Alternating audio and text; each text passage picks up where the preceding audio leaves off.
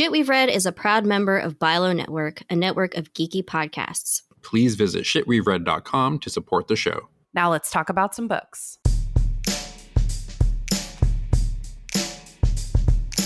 Welcome back to another episode of Shit We've Read, a sci-fi and fantasy book podcast hosted by some geeky friends. My name is Jason Rico, and I'll be one of your hosts on this episode, our Season 3 premiere episode, where we will be talking about the TikTok sensation, I think that's fair to say, Legends and Lattes by Travis Baldree. But of course, I can't talk about this book alone, so I got to introduce my co-host. First on the mic, we got Laura Benson. What's up, Laura?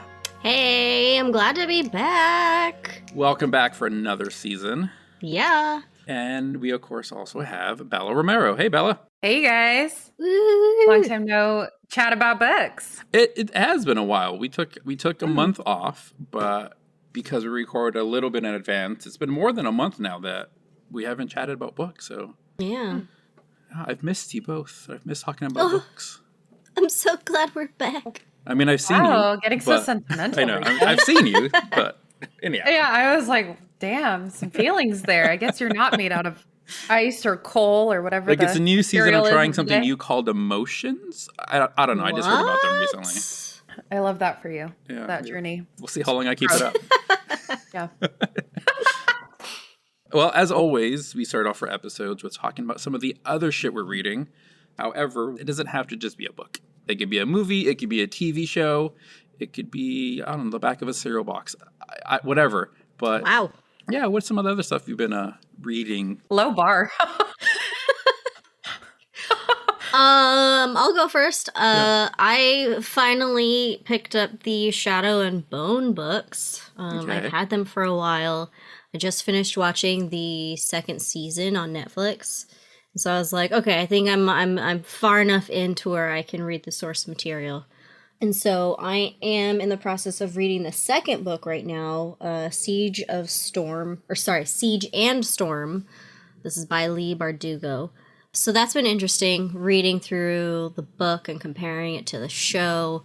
I have a lot of questions still, even though I've watched and read them. I wanted to listen to Bilo Watch, Emma Sky's and Sir Aaron Carter's podcast, but I was getting spoilers from that. So I wanted answers from it, but I was also getting spoilers. And I was like, okay, I think I'm going to wait until I've read the books then. And then maybe I'll get answers from the books. Maybe I won't, and I'll get answers from Emma and Aaron. I still haven't watched the second season of the show. I am behind, so I'll get to it. It's still good. I very much enjoy the show. Nice. I think, it's rare to enjoy the show or the movie more than the book. I honestly think I might enjoy the show more so far. Okay. Nice. But I think so far I like the way that they did adapt it. I think it was done very well. That's high praise. Most people are not happy with adaptations. So Yeah. Yeah. Makes me want to watch it more. I remember that original trilogy being okay. But I like the later books, the Six of Crows stuff a lot more. That's what I hear. And they've been bringing a little bit of that into the show, so maybe that's what's picking it up and making it more enjoyable. Perhaps. Probably, yeah. Yeah. But either way, overall, I'm enjoying the world that was created in the Shadow and Bone trilogy. I think Leigh Bardugo has a lot of really cool ideas. So if anything, I just like learning about the things that are happening in this universe. Nice. Cool. Bella, what about you? What are you up to these days? Well, I finished school just in time to get into a little scooter crash and break my collarbone for our listeners out there. Ouch. So I have been doing a lot of reading, actually. I obviously read this book, but I've been doing a lot of like romance novel, both physical and audiobooks as usual. Not surprised. Not surprised. So I did I was surprised to find that I really liked this one author that I found at the Ripped Bodice. They are non-binary and write a lot of they're non-binary bisexual, and which is me. And so they write a lot of books about bisexuals, which is great. And so they write about these couples that they've all been friends since forever. And then obviously friends to lovers kind of trope. It's great. It was super fun. And then I discovered the Regency Vow series, which there's, I believe, 3 or 4 out now. I got the arc for the latest one and really liked it. So now I went back to the beginning and I've read the first one and I'm almost done with the second one. Yeah, so there are 4 because then I'll read the third one. So kind of went out of order, but you don't really have to. They stand alone. Like each of the stories kind of continues, but the characters carry over from the previous books. So like kind of spoiled myself. Like I know that these couples end up together, but they're also the ones narrating the book. So it's not really a spoiler. Like, you know what's going to happen.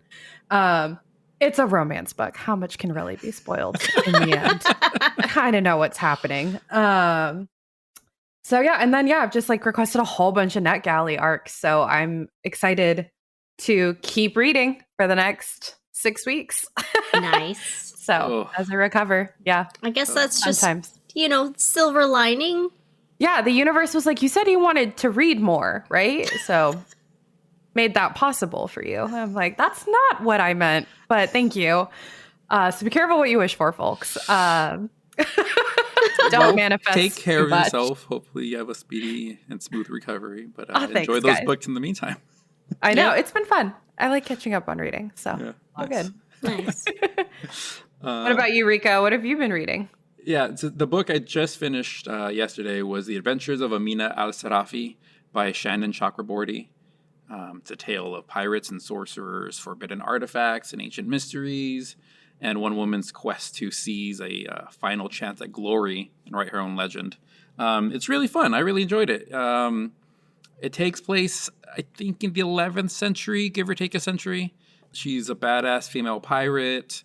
Her glory days are kind of behind her, but she's gathering up the crew for one last adventure. It's fun. If you enjoy pirate stories, if you enjoy fantasy, if you enjoy badass female characters, I definitely think there's a lot in this book to enjoy and have fun with. I think I might add that to my list. Yeah, I like a good pirate story. Yeah, I haven't read a lot, but I've been liking pirate TV, so I'm like, let's try a book. Hey. There you go. Yeah, and it's got some queer representation in there. I won't give more details because it's somewhat spoilery, but I enjoyed it. Ooh. Cool. And then prior to that, I read a few books, but one I specifically want to shout out is The Three-Body Problem by Cixin Liu, which is a Hugo Award-winning sci-fi, deals with humans sending a signal off into space to contact aliens, and then aliens getting the signal, and they actually want to come and invade Earth, and it's super deep, super complex. It's by no means like an easy read, but it's a pretty fulfilling read that leaves you questioning humanity and humanity's place in the world and all the good stuff that sci-fi is supposed to do. But one reason I want to make sure I call it out is because I read it for the Tipsy Nerds Book Club podcast. I was a guest on that recently. So if you enjoy sci-fi, if you enjoy this show, and you want to hear me talking to some other nerds, check it out. They're very kindred spirits, I feel like. They make cocktails or drinks based on the book that they're reading. They're both authors, so they also come at it a little differently than we do. We're just book nerds that like talking about stuff, but they're authors, so they come at it a little differently. But it was a lot of fun. So if you like the show, I think you'll really enjoy it. So check them out. I enjoyed listening to that episode. You guys talked about some really interesting topics. Yeah, it was fun. I was nervous. I'm going to say that I was really nervous to talk to them about it because, again, like I said, they're authors, so they come at story way different. They break down story, and also when I was reading this book, it's like, oh, this book is not an easy fun read. This is a book you really need to know what you're talking about, and I honestly felt like I needed a prerequisite degree in astrophysics before I was even able to talk about the book. It's that kind of book, but in a good way. I don't know how to explain that. I like sci-fi that makes you feel dumb sometimes. And this is one of those books that does it. But, in the best possible way. Oh, my gosh. You're I learned physics from comic books, so... Yeah, exactly. Anyhow, so the complete opposite of a not easy, fun read would be this book that we're going to talk about, which is Legends and Lattes by Travis Baldree. It is, I guess, high fantasy, but I've also seen cozy fantasy thrown out there. Oh, I've not heard of that. Not sure if that's before. a specific genre, but perhaps it is now. It was first published independently in February of 2022 and then later picked up and published traditionally by Tor Books that same year, so November 8th. So a really quick turnaround of getting swiped up traditionally and republished. Bella, Yes. would you like to give us a synopsis of this book, please? I would love to. So, after a lifetime of bounties and bloodshed, Viv is hanging up her sword for the last time. The battle-weary orc aims to start fresh, opening the first ever coffee shop in the city of Thune. But old and new rivals stand in the way of success, not to mention the fact that no one has the faintest idea what coffee actually is. If Viv wants to put the blade behind her and make her plans a reality, she won't be able to go it alone. But the true rewards of the uncharted path are the travelers you meet along the way. And whether drawn together by ancient magic, flaky pastry, or a freshly brewed cup, they may become partners, family, and something deeper than she ever could have dreamed. Awesome. Thank you.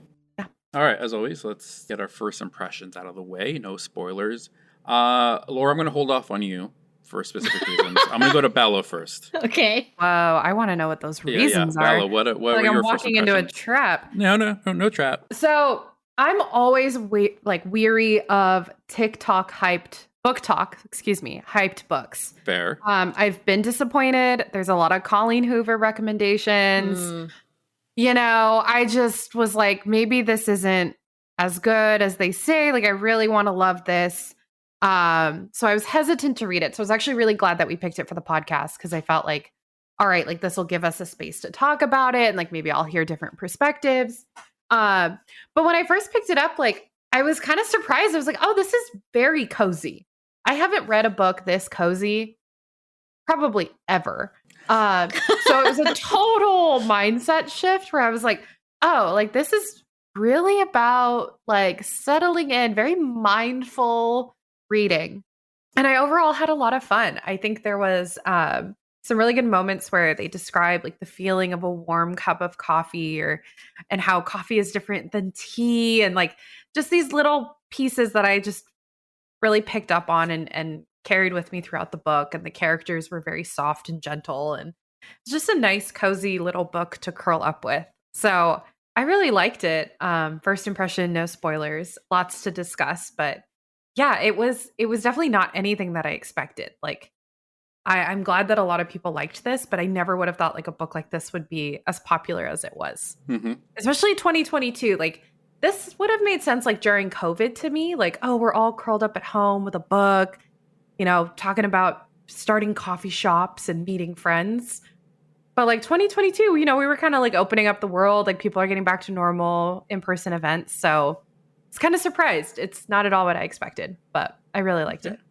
Yeah, nice. Yeah, I agree with you for the most part. I really enjoyed this book. If I may perhaps try to translate the book into a feeling, the feeling for me is like going to a quaint little village, new little city, finding a cute coffee shop, bookstore, maybe joined together that has a fireplace going, and you find a nice little chair, and you have a blanket, and you have your cup, and you're reading a book, and everything just seems really peaceful and really just happy. That's this book. It was super cute, super adorable, super easy to read. It's funny that you brought up how you're surprised that this exists now as opposed to like the pandemic. And I think this is exactly the kind of book that can exist now post-pandemic, post-political climate being what it is in the U.S.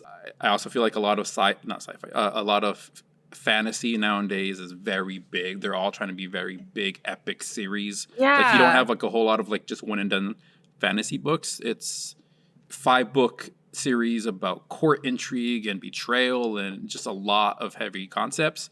And this book is like, I just wanted to give you a hug. Yeah, it was just a good time. Yeah. You're right. The world building was minimal, which made it really easy to read.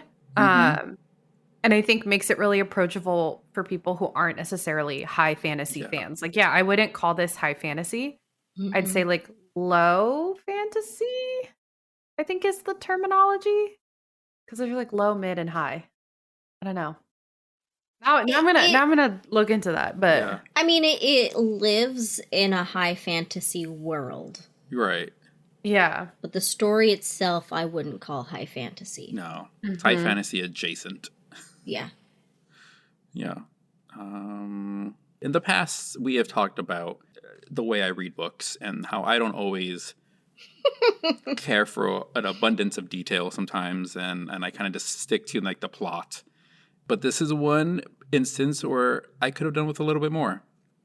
I could have done with just a little bit more of the details, a little bit more of everything. Not that it was bad book because it didn't have it. I just wanted more of it because it was such a good time.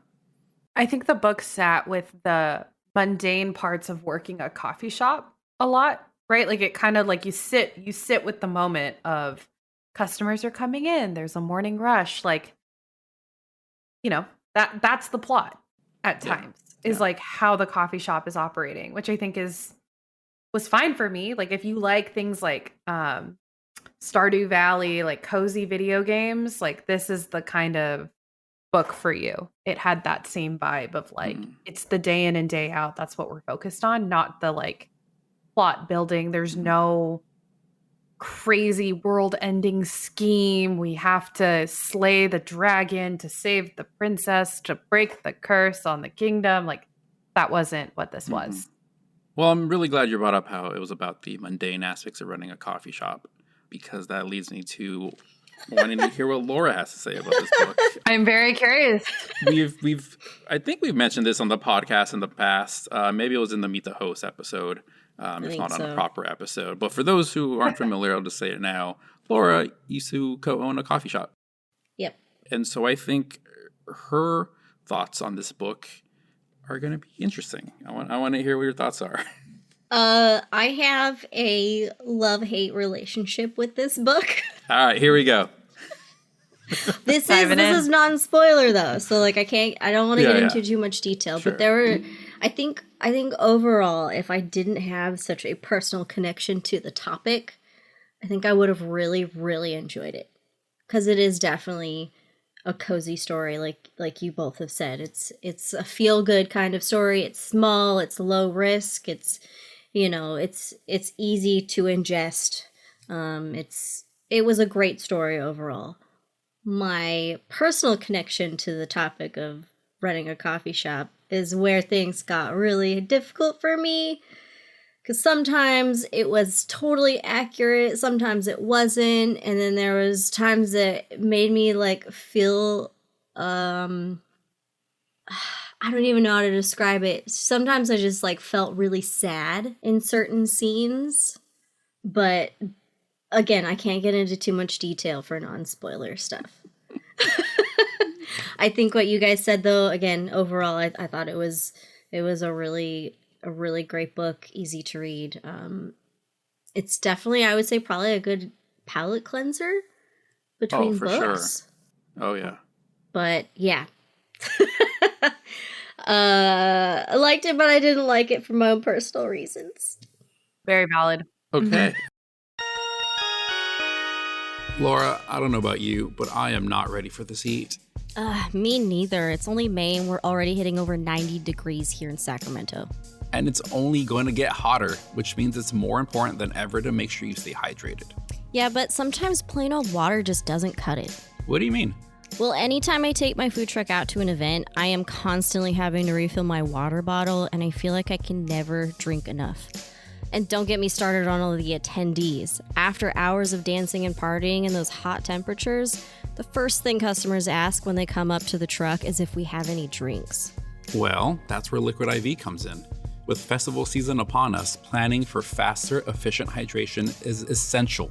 And Liquid IV has you and all our listeners covered while you get ready before the festival, power through your favorite act, and recover after the weekend. Ooh, tell us more.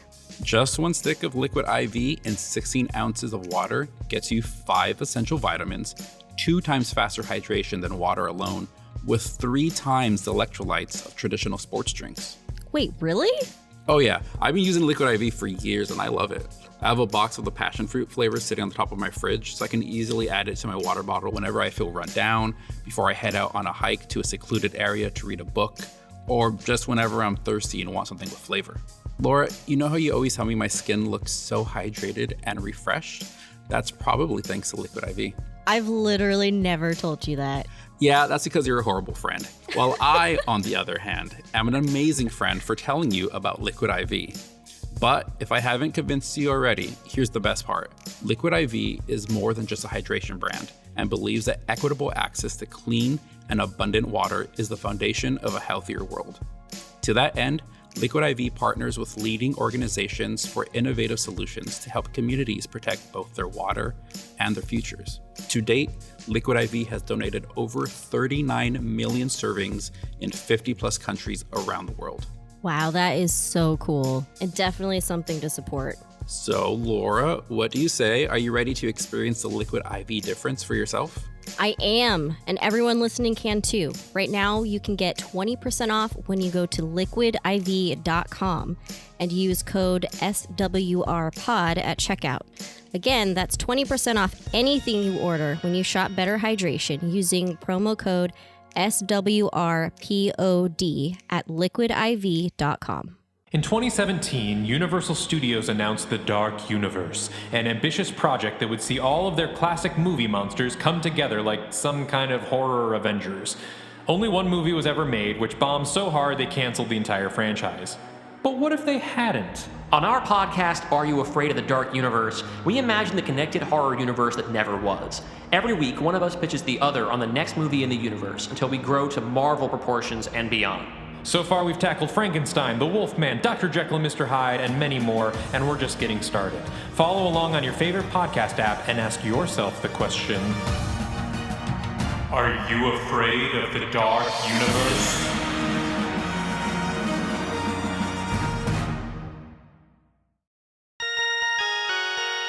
Let's get into spoilers and talk about this book. This is your warning now. If you have not read this book and you do not want it to be ruined, turn away now.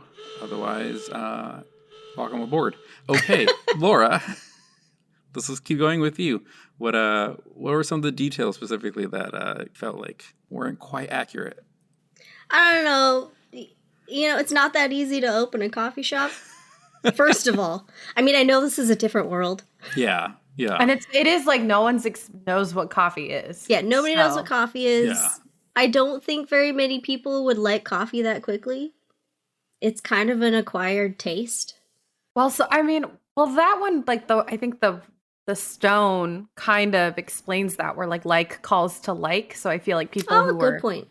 drawn to coffee, because I thought about that too, and I was like, oh, but if the stone's magic is like bringing the people who would like this into the shop, then I think that's the key. I hadn't thought about that. That's a good point. That's interesting though. But so you're saying it's drawing people in even though they've never tried it, but that there's something inherently in them that would make them like coffee. They're interested. The vibes of they a go coffee try it. shop. Yeah. Huh. Yeah, whether it's the pastry, whether it's the company, I think that was kind of like the power of the stone, is that it brings like-minded folks together. So I think there was going to be something that they enjoyed about this venture, whether it was the coffee or pastry or just like the cozy vibes, the music, right? Like, I think that was a big part of it for sure. I got Because you. I thought that too. I was like, they did no marketing. Oh no, they just opened. They just were like, we're open today.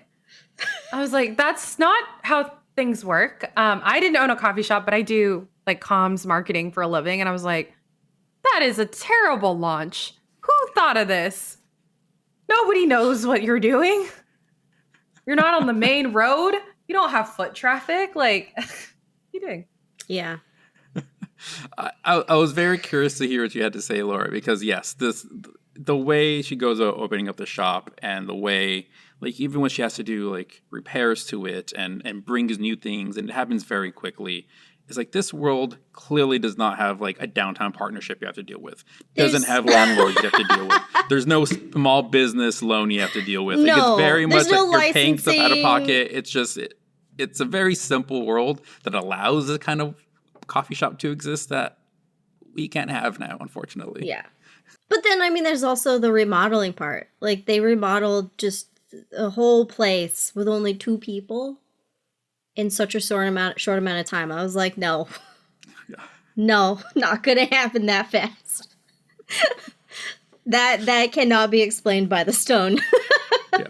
No, I agree. Yeah, that there was a little bit of that lack of realism, right? Well, Bella, you mentioned the stone. For those of you who maybe haven't read the book and want to know, she found the stone. Viv, the main character, has the stone that is supposed to bring her like fortune or Bring you like, fortune. Yeah. right? Like your heart's desire or something. Yeah, like that. and so she buries it underneath the floorboards of the coffee shop, and she attributes the success of the coffee shop to the stone, but is very scared of giving up the stone because it may mean that her coffee shop's going to fail. And later on in the book, we find out that it's like, yeah, that's kind of true, but not really. It just brings people of like mind. It doesn't really give you fortune. It just gives you people that want the same thing so that it makes it easier for you to get the stuff you want. But even then, they say he says that still has never been like fully confirmed that it actually does that. Right. So do you think the stone worked? Do you think it actually worked or not? Or is it a placebo effect? I think so, because he mentioned he being one of the characters whose name I can't remember right now. The chess player? Not the chess player. The university student who's studying like the ley lines at the coffee shop. That's why he's like there. He doesn't like hot beverages. He doesn't really like the pastries as much. He does end up liking like the little cinnamon twist things, like the biscotti kind of thing. But he's studying ley lines. Like that's why he sits there. He's like, I just want to study this. I'm this kind of student at the university. And then once the stone is stolen, it turns out he was like, oh, well, the ley lines are back to normal. So I don't know anything about ley lines, but I was curious to see if that was sort of like the scientific explanation for like what was going on, like the data to explain like something in the magic of that place was altered or enhanced by the stone. And so that's how these like events were occurring sort of against the odds in that space. And then even when it left, it didn't necessarily mean that everyone was leaving. It just was like, this is just now you kind of have to do it more organically, but you've already built up the business. So good point. I don't know. I thought about that, but I didn't really connect that. Yeah, you're right. You did say that. Yeah. I had a hard time buying into the idea that like coffee was this new novelty, that it was a gnomish creation, and that to the larger world, coffee wasn't very well known. Tea was, but coffee wasn't.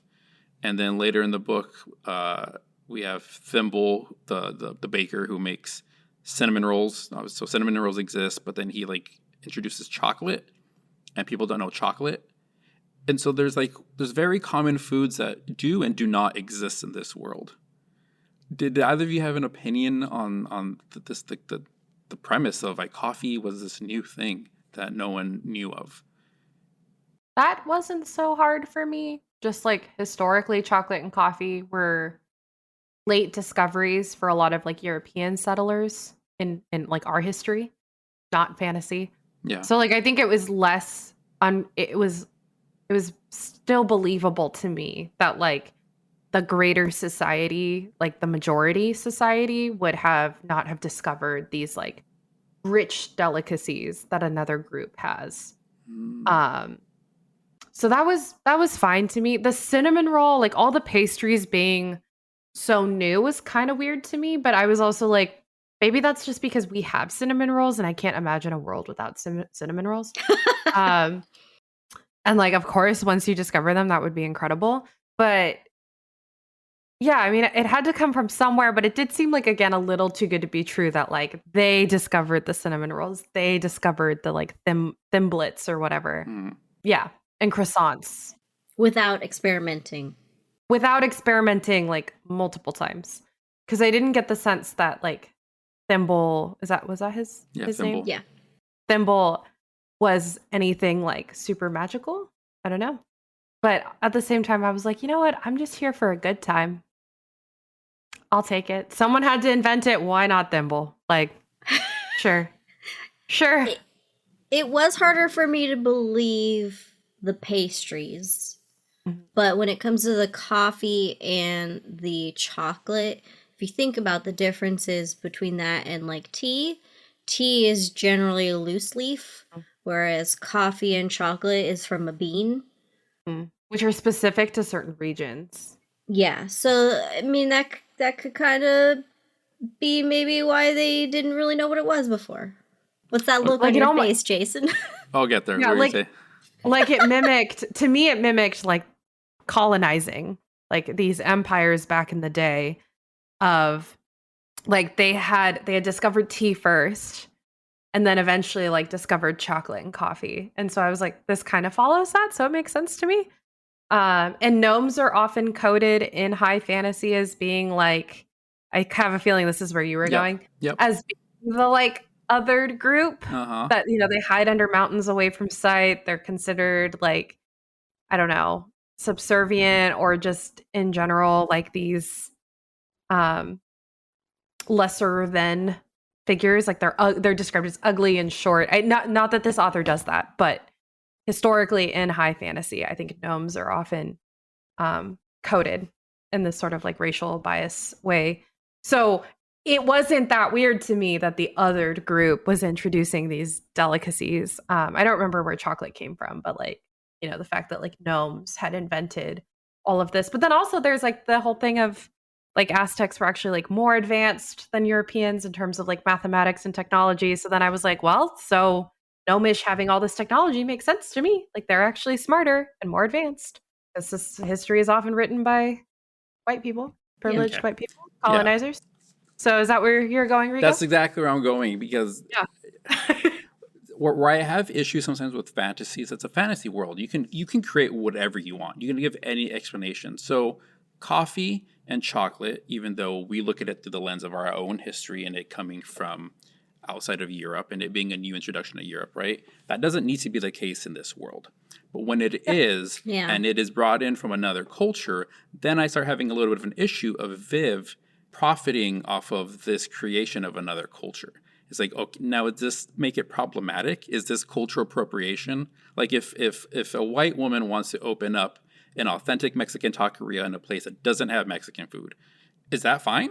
Like, and this is a very difficult question. I don't think there's a right or wrong answer, but I mean, that's kind of the way I equate it, of like, she is an outsider profiting off of a gnomish creation.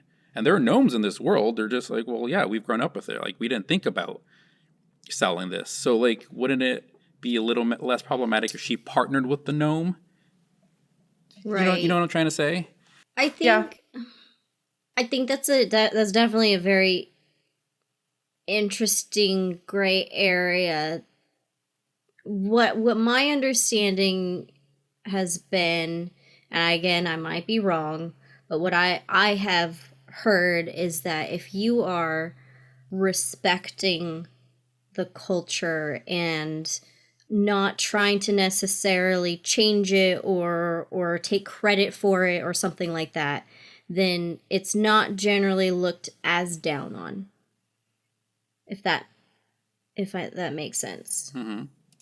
In this situation, I don't in this book, I don't remember specifically if like Viv ever like advertised this was created by the gnomes. I know she talks about it to people. She does advertise it as a gnomish delicacy. Okay. Yeah, and she even had issue having her name on the sign when Kel suggested like Viv's Coffee. She's like, I don't know if I want my name on there. So even that was like her trying to remove herself, I feel like. So it's definitely not a perspective. Like while I was reading it, I definitely, wasn't thinking like that necessarily. But in preparation for the podcast, I was like, it could be a little icky. I mean, I always want to hate colonizers. So to be fair, that's my go-to response. Whenever I'm like, chocolate and coffee? Say more. So tell me where you're taking this. So I mean, I did actually feel kind of, while reading though, the part about it being like culturally appropriative or just sort of like, I like, because she's an orc, so it's not like she has privilege. Like orcs are seen as sort of like just a different dangerous, prejudiced, othered group. So that was hard. That was hard to kind of take in at the same time as like, okay, well, you're othered, but then you're taking from this othered group to like elevate yourself. Like that feels kind of weird, but I also don't see gnomes doing this already. So like the question is like, why aren't they doing it? But they seem to be okay with selling with you to you. And like, I don't know. So yeah, I mean, I think that's a good point. I don't think it's explored in the book though at all. No. And this isn't the type of book that will explore that. Like, let me be clear. No. This is a very simple, easy book. And even I'm bringing this up, but by no means did it detract from my enjoyment. When I was reading this, I wasn't outraged. I wasn't like, oh my God, I can't believe she's doing this. It was just after the fact, when you're thinking about things to bring up on a podcast, you're like, well, I can kind of relate this to her profiting off of another's culture. And does that make it difficult? Does anybody have opinions about that? But again, it's simple. It's super simple book, cozy, fun. It's not. I'm putting way more into it than is actually there. I mean, I'll be honest, but you just always have to find something wrong with the book, and that's so fair. Exactly. I'm just messing with you. No, but I think it's a good point, and it is interesting, like to think about again. Like this is such a high fantasy setting, but the book feels really modern. Like the whole coffee shop concept. I was like, even the word coffee shop does not feel like a fantasy term. I don't know what you would call it. Like a coffee tavern. I don't know. But that it just didn't feel old. So I think some of those elements of like the chocolate and coffee coming in and cinnamon rolls somehow not being a thing. I was like, this feels like that blend of like fantasy, like modern fantasy woven in here. That might be and again, that might be where I had issues because it did feel very modern because she's using coffee equipment. Like she's getting equipment in. Like she's getting, or you would know the terms. I don't know shit, but like, the espresso machine, and she's getting all these like things that artificers are creating. That's like the fantasy version of it, but they're modern equipment. But yet you don't know what coffee and chocolate are in this world. Like it seems weird to me, but yeah. Yeah. And it seemed, if it was such a rarity, it seemed really easy for her to do. Yeah. Which I think was, again, that like modern premise, the unrealistic part that Laura talked about, where like, it's not actually that hard to start a coffee shop. I'm like, well, imagine being the first coffee shop in a fantasy world where it doesn't exist beyond gnomes. She had that real easy. And I just don't think that's a result of the stone, because that wouldn't have been within the stone's like realm of power. So yeah, there are definitely some like modern suspend your disbelief moments. And I think those are definitely a lot of them. Didn't ruin the book, was great, but just, little things that I think I wasn't prepared for reading the book. I was like, oh, okay. More modern than I thought. Laura, sorry, you were going to say something. Well, I was just going to say, speaking of espresso, I'm actually very confused what they're serving in their shop. Yes, serving espresso or are they serving coffee? Yeah. It sounds like espresso. I had that same question because I was like, they are different. I mean, it's all coffee beans, but like the way you prepare it is like espresso versus like drip coffee. It's different. And it sounded like they were doing drip, or it sounded like they were making espresso with like the lattes and everything. But then you could have just like a cup of coffee. So I was like, so is it drip coffee? Because espresso might not pull that much if you're doing it right. I don't know. That's where I got confused, because I know before Viv got her machine, she did brew a cup. A pour over. Yeah, she made a pour over. So I was like, okay, she's making coffee, but then she got the espresso machine. It's not called an espresso machine in the book. It's just a machine. The way it's described sounds like an espresso machine, but then for the rest of the book, it's never referred to as making pour over coffee anymore. So it sounds like it's espresso, but they only call it coffee.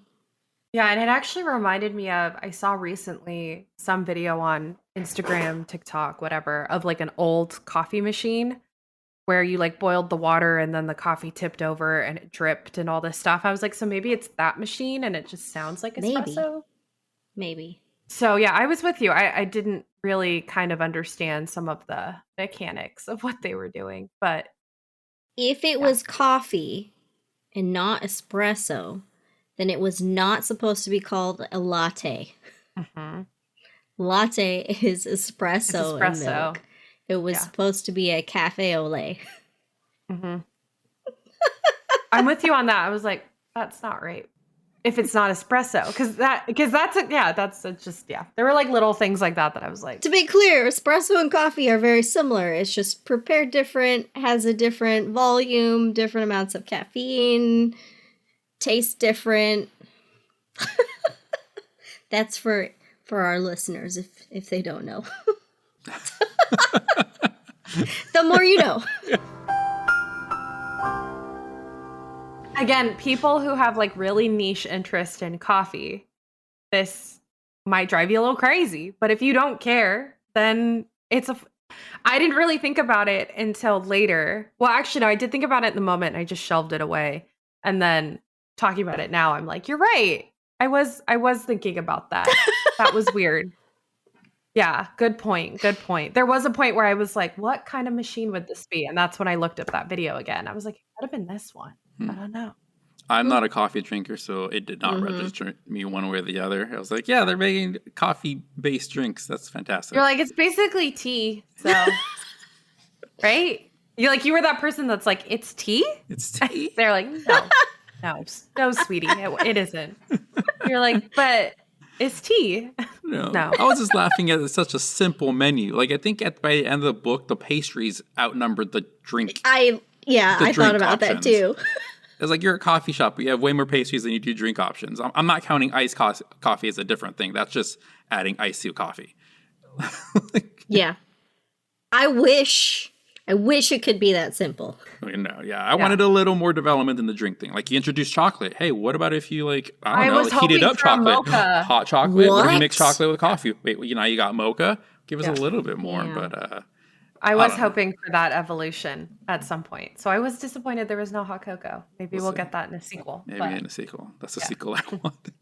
That's the fanfic I'm writing, is just them discovering hot chocolate. There you go. When I was curious, I was like, why don't you serve tea? Like, why don't you try to do like tea lattes? Like, maybe that'll be in the sequel. So yeah, actually the pastries outnumbering the drinks was less far-fetched to me because I was like, taverns have a pretty simple menu. So I was like, maybe it's just, they're like, we're like a tavern. You get 1, 2, or 3, and that's it. Take it or leave it. Don't come. But I was surprised by how busy they were. I think that was another thing that was like, this new invention has taken off and you're super busy and you're making a lot of money. But then at the same time, you're like, we have no more money left to buy a new stove. And I was like, so where's all the money? There's little things like that I was just like, the money's going into payroll, in the first Bella. 2 years. That was the thing. I was like, it's all in payroll.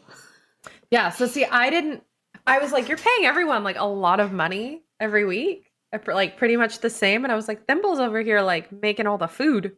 Thimble deserves a raise and a portion of the profits. I was like the union boss, like negotiating for Thimble. I was like, Thimble's inventing shit over here. So yeah, that's where I was getting like, unequitable pay. The beans couldn't have been cheap. If it's not a common, if it's not a commodity, then like she's paying premium for these beans. So that's where the money's going as well. Like, I was thinking, you have a really like pretty high price commodity here. And then like, they weren't charging very much for the coffee. So I was like, are you breaking even? Are you losing money? What's happening? I was curious about the profit margins. I love that we're just like literally nickel and diming the. I know it's it's really hard to turn off that brain sometimes. So, but I mean, you got to consider the fact that she has to somehow contact them out of town. Yeah, I know, to make the order and pay for it. And this is before and have it shipped to you and airplanes. Yeah, so I was like, how long is it taking for you to get beans? Have you appropriately rationed the bean count? Like, when do you order more? When do you order more? And that was never discussed. So I think for me, I was just like very into it, I guess, and had a lot of questions. Like I had fun. I had fun asking those questions. Like I was not, but I also don't have the PTS of owning a coffee shop. Sorry, Laura. So for me, it's all theoretical like questions, which I enjoy. So yeah, so I had fun. But I can see where Laura was probably like, oh my God, if I never have to think about fucking bean orders again and payroll for a coffee shop, be happy, or pastries, how to source my pastries and ingredients and blah, blah, blah. Always being on top of the next big thing, marketing, never, ever. Whereas I'm like, ooh, what could you do? That could be fun. One question I did not have Tried to do whatsoever. it. One thing I absolutely accepted was Hemington, the student, coming in and sitting down. That's his name. Yeah, coming in, sitting down, and not Ordering ordering a damn nothing. thing. Oh God. It's like, that is true. That's always going to be a thing. That's always going to be a thing. Oh, there's a place I can sit down? I'll do it. That was so funny. I was like, was that so is funny. that is such a college student thing to do. Yeah. Oh, it's not And just. then It's not just. I mean, college I know, students. but he was in college, so I was like, he's right on the money there. But I think what was worse to me was that he was like, I don't like coffee, so I'm not even gonna drink it. And I was like, no, don't waste it. Like, I'm sure there's somebody who will drink that coffee. Give it to somebody. Yeah. Just pay them. Buy a freaking cinnamon roll. You don't like cinnamon rolls? Get out of here. What did he say? He doesn't eat bread, right? Yeah. He doesn't I was eat like, I bread. don't really- He doesn't drink Yeah. hot drinks. He doesn't eat bread. Yeah, that's where he lost me, was with the like, I was like, okay, you don't like a hot beverage. I get it. There are people like that. Hot bread? Bread? Well, he No. can't handle gluten, all right? Don't know. Well, we don't So know. wheat Don't and at like him. everything back in that kind of universe. Yeah, I don't feel like you could not eat gluten in that world. Like, you had to drink beer instead of water because it was more sanitary. So you just died. Yeah. I mean, but to be You fair, would've been dehydrated. back then, everybody's stomach was always messed up. So, like, what's a little So true. gluten There's intolerance? You're not arsenic gonna in know. your- You're not gonna notice There's that. arsenic in your cold medicine. Like, yeah, come on. I don't believe that for a second. He was dying of something else, that's for sure. But not gluten intolerance. Okay, so we've already talked about Viv. We talked about a little bit Thimble, the Ratkin baker. We have Hemington, the college student who doesn't want to spend money. We also had Tandri, right, who was Viv's employee / partner, perhaps in more than one way. What do we think about Tandri, and what do we think about their relationship and the growth of that relationship? I wanted more growth. Mm-hmm. I liked Tandri for the most Yeah. part. Yeah. She felt smarter than Viv. Yes. I wasn't a huge She fan. went to university. Huh? I said she went to university. That checks Briefly. out. Like she's very like book educated. Yeah. I was not a big fan of the romance. It didn't feel very well written. Mm-hmm.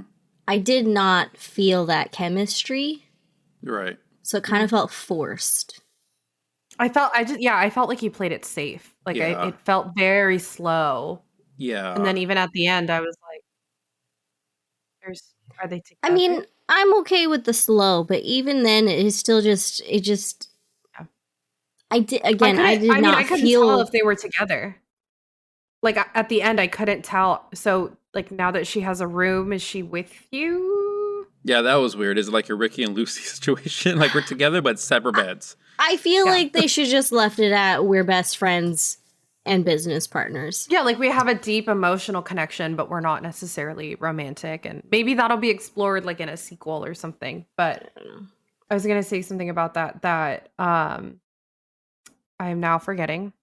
I think that was part of the like the overhype of TikTok was like, look at this queer cozy fantasy. And I was like, this was a cozy fantasy for sure, but I wouldn't have necessarily been like romance. Like Yeah. there was a really strong friendship and like feelings there, but I didn't feel the romance really. I Right. felt the love for them as like really good friends, like partners, and like maybe more eventually, but it was so young or I guess underdeveloped that I wouldn't have said like a queer romance. I also wouldn't have overhyped that on Book Talk. So very mad about those people because that was a big reason I was like, oh, okay, there's like a queer romance. That sounds great. And I was like, Yeah, I feel Okay. like there should have been either nothing or yeah. more. I would have loved for Agreed. Tandri to have been asexual.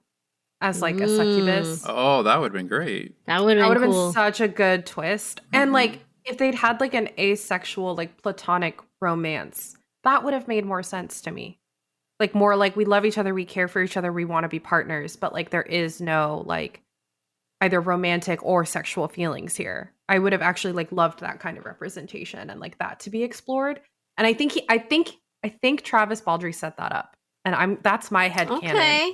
Is that it's going to be like a platonic life partnership. And I would love that. Love that. But we'll see. I don't know. The next book that he's releasing is It's a prequel. Yeah. It's a prequel. I'm really curious to see how that plays out. Yeah. Yeah. Because I like the coffee shop. Want to see more. Just out of curiosity, which of the main characters did you most relate to, if any? I like Tandri a lot. I feel like she was the voice of reason. Like every time I was like, did you advertise? And then Tandri would be like, did you advertise? Yeah. I feel like Tandri was like our yeah. us as readers. Like, yeah. I feel like I mentally mostly connected with Tandri in terms of the ideas. But obviously I also connected with Viv as the owner. Yeah. Actually, Laura, I'm really curious. What parts made you sad? You said that earlier. And if you're willing to talk about it, we can always cut it. But I was curious what parts made you sad. Because I kind of thought about that for you when I was reading it. Yeah, so after the shop is burned down, Viv's coffee shop is burned down, you know, she goes into this deep depressive state, right? Understand that. So my coffee shop, we ended up having to close in 2020, like a lot of stores did.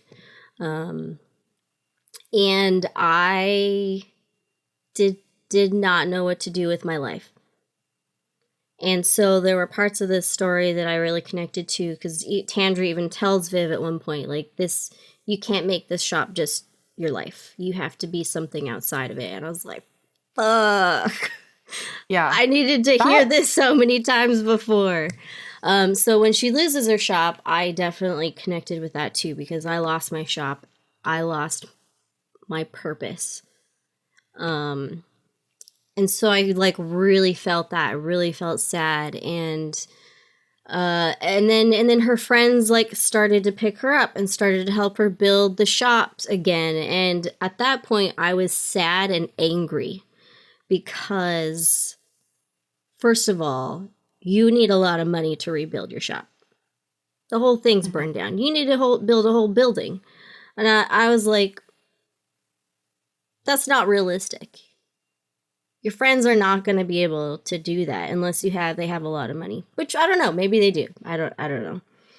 But I was upset because, you know, in the time that we closed, there was no way for me to bring my shop back.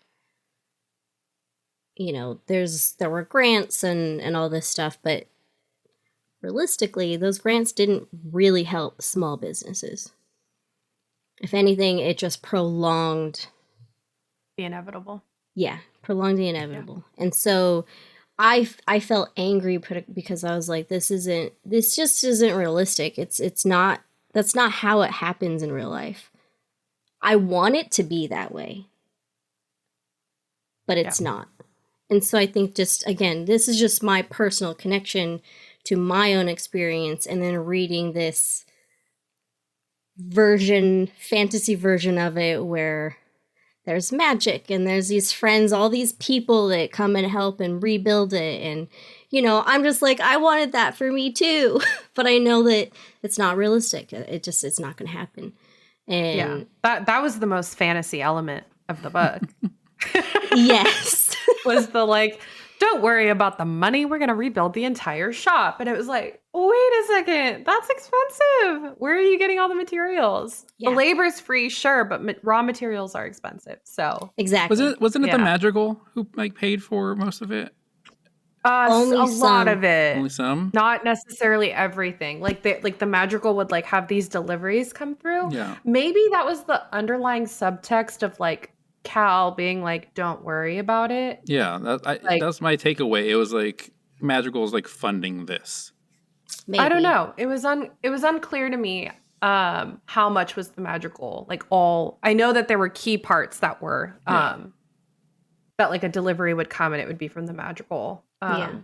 But yeah, I don't know necessarily about everything. Like I think at one point they get a bunch of rocks, and I know that's from the Bard's family because that's his family's business. But it's like they have to make money too, so who's paying them? Even just a little bit. I don't know. It just felt like a lot of people showed up Yeah.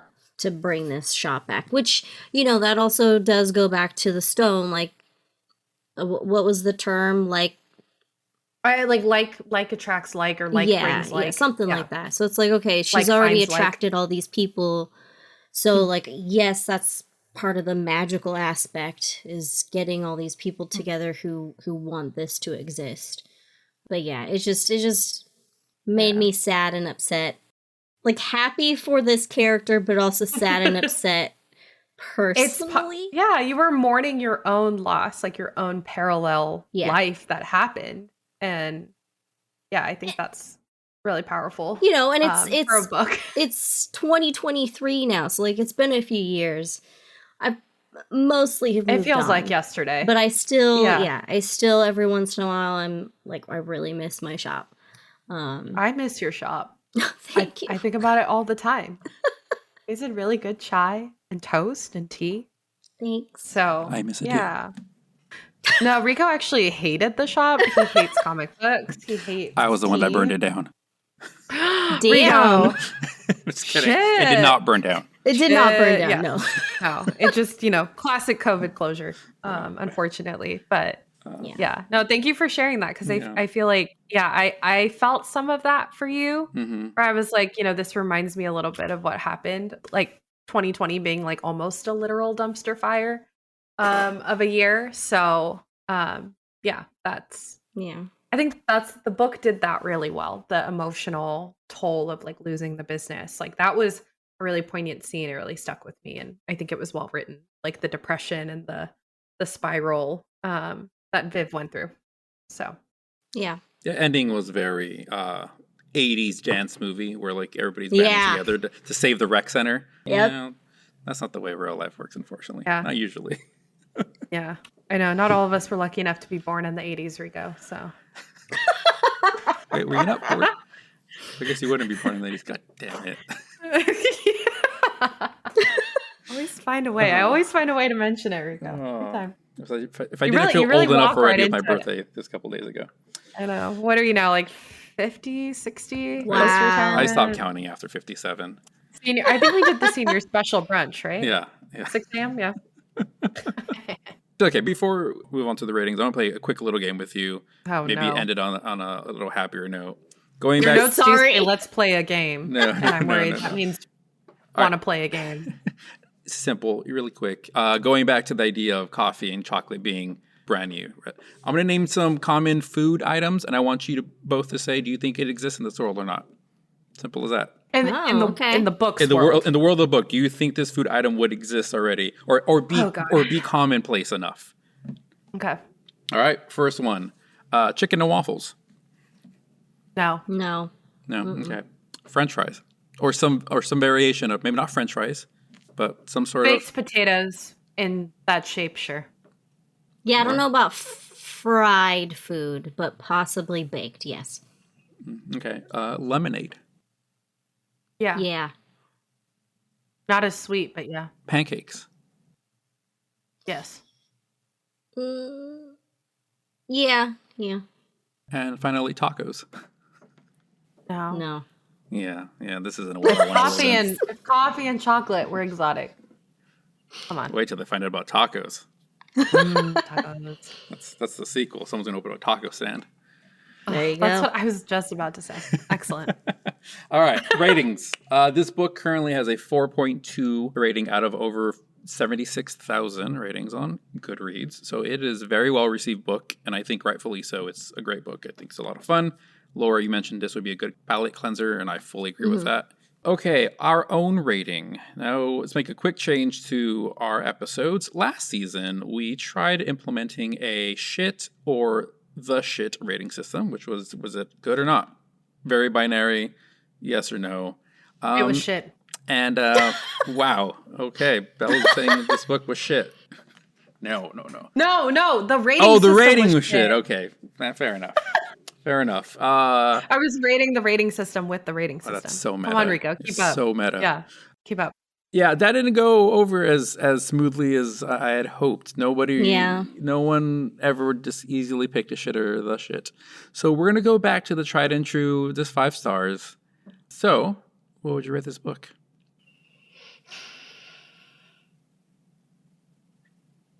That's really difficult for me to say. You could be honest. Well, no, because it's hard. It's hard to rate this with my personal connection, my personal experience. I would say 3.5 is probably a safe. I was gonna say, what's your trauma score and what's the unbiased score? Yeah. Good point. No, I'm gonna say trauma. 3.5. 5 out of 5. Okay, so Laura's 3.5. Bella, what do you think? I was gonna say 3.75 to a 4. I think 3.75 just because it's not a book that I would normally go for, and it wasn't exactly what I expected, and there definitely would be some growth. But if I had to round up, definitely a 4, a solid 4. I think the 3.75 is just accounting for some of those things that were a little bit too easy about a book. That's not that it's being wrong, difficult. but it's just. Yeah, it's just me being meh, that was a little too easy. To be oh my God, we discovered coffee. It's okay, convenient. Look at all these people who found us without any advertising. Well, I mean, they did end up putting up flyers, but I was I don't know. Still. Seemed too easy. Yeah. Okay, Jason? a little lower rating than I thought you both give it. Just because it's been so popular with everybody, I thought you'd be at least a 4. I think I also don't want to give it a 4 just because out of spite of book talk. Always a contrarian. I am always the contrarian when it comes to book talk because they've really let me down a lot, and they really did mislead on this queer romance, and so I think I'm knocking it down. The 3.75 is for book talk. The 4 is for the author because it's a well-written book. But book talk, you were wrong. We're rating book talk now. Okay. Book talk and Bookstagram tends to overhype things sometimes. Yeah. Yeah. And this book is great. I'm glad that it did because it made it onto our podcast. However, they were misleading. Yeah, fair enough. I'm giving it a solid 4. I think it was a really good book. I thought I really enjoyed it, but it did lack certain things or bring up certain questions. Well, it wasn't a perfect book by any means, but I really enjoyed it. And I think most people will really enjoy it. It's a simple read, super quick. It's a short book, not even 300 pages. Yeah. And yeah. All right. So that's that on that. Now let's talk about some of the shit we're reading next. That was that on that. Yep. Great. So eloquent, Rico. Your words. That's why people tune in. Unmatched. Just me and the words, the wordsmith. Yeah. You really love lots of words. You really want all the words, right? Listen, I am the first to say I read a lot of words. I know a lot of words. I am not great at speaking the words. You skim a lot of words, that's for sure. Yeah. Whoa. Continue. Okay. And yeah, what are some of the shit we're reading next, guys? Anything next on your TBR? I'm just gonna keep going through the Grisha verse books. Simple as that. All right. Bella, more romance? Yeah, still the Regency Vow series. I actually do have a lot of, I would say, darker fantasy books that we are not doing this year on the podcast that I got for me to read. Mm-hmm. So I'm excited for those. There's too many to even list. I think I told you guys before we started recording, I went crazy on NetGalley and I got approved for 80% of them. Nice. So I now need to read them all. So I'm going to work on those. Just so remember next time I'll probably to post your reviews. Oh yeah, I know. I already owe them one, but I broke my collar. I read one and then broke my collarbone. So I'm getting through it with one hand, trying. But yeah, and I need to post things to Goodreads too. That's nice. It lets you cross post. Nice. Yeah. So hopefully by our next episode in a couple weeks, I'll have a few more books. Nice. But yeah. What about you, Rico? What are you reading next? I am participating in the Fantasy Fellowship Battle of the Five Worlds readathon. Fantasy Fellowship is this online community of book lovers, book nerds, and then a couple times a year they do this readathon challenge where everybody in the community splits up into 5 different teams based on different worlds. Prompts. Oh, Cool. And so this time they're based on different authors. So there's a Samantha Shannon world. There's a Brandon Sanderson team. There's a Sarah J. Maas team. There's whoever wrote Gideon the Ninth. I'm blanking on the title, and people are going to come for me. And there's another, and an independent team of just independent authors. Anyhow, so everybody splits up into 5 teams, and then there's 12 prompts. They're worth different points. You have to read 12 books, try to earn points for your team, and the team that wins the most, the team that gets the most points wins. So the next book I'm reading for that readathon is A Master of Jinn by P. Jelly Clark. Ooh. It's set in an alternate 1910s Cairo, like a steampunk world. There are jinn, there are angels, there's a magic. And then the book itself is about a queer female investigator who's investigating murders of a secret brotherhood who are dedicated to one of the most famous men in history. So I like mystery. I've been getting into mystery this year. I like fantasy. I like magic. So sounds like it's definitely up my alley. Let me know how that is. I've had that on my list for a while. Mm-hmm. It sounds interesting. I like the idea of the steampunk kind of vibe. So I'm interested to find out what you think of it. Yeah, it's pretty cool. I read one of the there's 2 short stories and a novella that take place before the novel, and I read one of the short stories already. And what I liked about it, not much of a spoiler, but the angels are essentially bodiless beings of energy, and the way they exist is by being in these steampunk mechanized bodies. Whoa. Oh. Okay. Yeah, and so the angels look like robots essentially. And it's like, oh, that's pretty cool. I like that. Cool. Yeah, but anyway, like you, it's been on my TBR for forever, and one of the prompts is reading a book that takes place not in a European setting. Okay. And so it was like, oh, well, perfect. This takes place in Cairo. Perfect excuse to bump it up on my TBR and read it now. So that's what I'm reading next. Cool. Cool. All right. So closing out, this has been the first episode of this season. We have more episodes coming your way, including more After Dark episodes. Those were a lot of fun to do last season and apparently very popular with people. So we're going to do more of them this season. So if you like those, then stick around. We got some more coming your way. In fact, the next episode we're doing is going to be an After Dark episode, of course, with Emma Skies. We're going to be reading Soul Eater by Lily Mayne. It is a queer male monster romance set in a post-apocalyptic world. And this book was actually recommended to us by a listener. Her name was Ruta M. I hope I pronounced that correctly. It looks like she's supposed to be between Lithuania and Sweden. So first of all, it's crazy that we have listeners all over the world. Yeah. Second, thanks for listening. And thanks for the recommendation. That's so cool. Yeah. And then we also have a couple more author interviews, potentially. We have at least one scheduled. I'm not going to promise more than one. We have at least one. But we might have some more coming your way as well. So if you enjoy those, keep an eye out for those. As always, follow our social media for updates. Find out what we got going on. You can find us on Instagram, Twitter, TikTok at Shit We've Read. Easy enough. You can also listen to our episodes online at shitwe'veread.com. And I think that is it. Anything else I missed? I think that was everything. Again, I'm excited to be back. Me too. Yeah, nice job, Rico. Thank you. Kicking us off right. Bella, Laura, thanks so much for chatting about this book. Yeah. All right, everybody listening, thank you so much for tuning in. We'll catch you next time. Bye. Bye. Bye.